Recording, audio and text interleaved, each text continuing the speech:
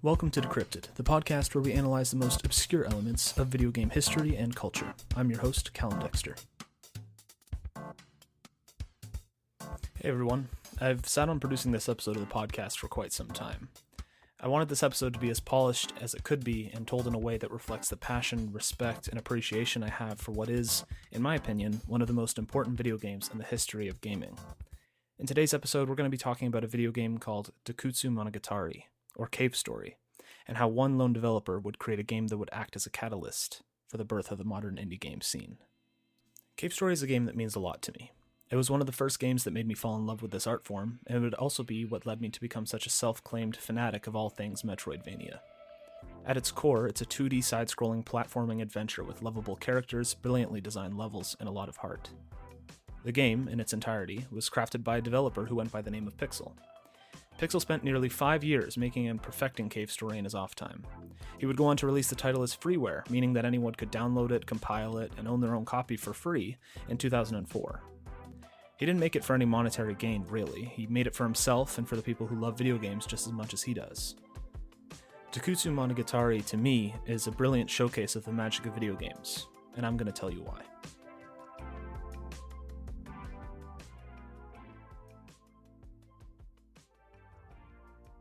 When you first boot the game up and the introductory cutscene plays out, you'll notice that your character, the name of whom you'll find out much later in the game, is standing alone in the depths of a murky underground cave. To your right, you'll find a save point and a medkit. Once you save your game, you need to do a small amount of platforming to get to the highest point in the cave in order to escape the pit you're trapped in. This way of subtly introducing the player to the game mechanics isn't unique to Cave Story, but I felt the need to point it out because it's such a nice way to become immersed in the game you're playing. Once you ascend out of the initial starting zone, the game hurls itself at you, but in a way that many players won't expect. Instead of an immediate bombardment of information, guides, and waypoints, the player is met with a gradual yet firm increase in difficulty in a rather bare-bones build-up. Once out of the main spawn area, the player must navigate the following rooms using their basic platforming know-how to continue, with minimal guidance along the way. As you continue to navigate the platforms and progress further and further into the game, the world itself evolves around you.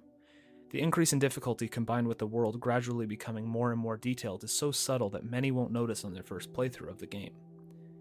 World building is such a key dynamic in the world of story-based platformers, and Pixel nails it perfectly.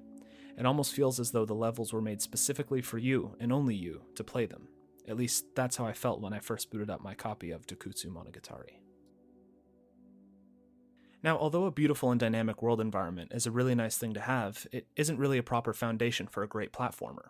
It's more of a cherry on top, so to speak. What really and truly matters in any platformer is the controls. Good, responsive, and intuitive controls are any experienced platformer's bread and butter. Throw any nice looking game you want at me, but if the controls are janky, I'm not going to stick around and enjoy the scenery.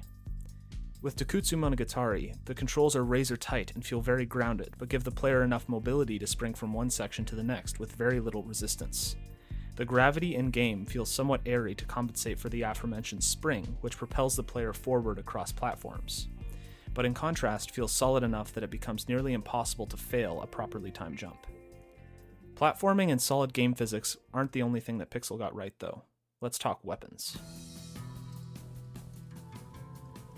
There are a few weapons that are possible to get, but the game makes them somewhat difficult to find, which ensures that each playthrough is different from the last. It rewards players for exploring areas that stray from the main questline, often including new weapons to add to your arsenal, hearts that boost your health, and other trinkets to help you along your journey. Cave Story also utilizes XP to upgrade your character, but it does so in a rather unconventional way. XP in this game is used to temporarily upgrade your weapons. In other words, if you take damage, not only do you lose health, but your weapons actually decrease in their XP. The higher the XP value, the more powerful the weapon. You can imagine this came as quite the surprise to me when I went into a boss fight expecting to win no problem. That was, at least, until I got hit. Not only does your health decrease, but your weapon loses power, which makes tough fights even tougher. It's an incredibly unique mechanic that I have yet to see be utilized even to this day. The challenges in this game are nothing to scoff at. As a player, your ability and determination are constantly put to the test. Massive waves of strong enemies and the deceivingly harsh environment leave no room for error. But if you push through all of the tricky, albeit fair, game mechanics, a meddling open world with lovable characters and a beautiful soundtrack will be there to reward you for your efforts, and help to serve as a constant reminder that you're not just playing any game, You're playing a Studio Pixel game.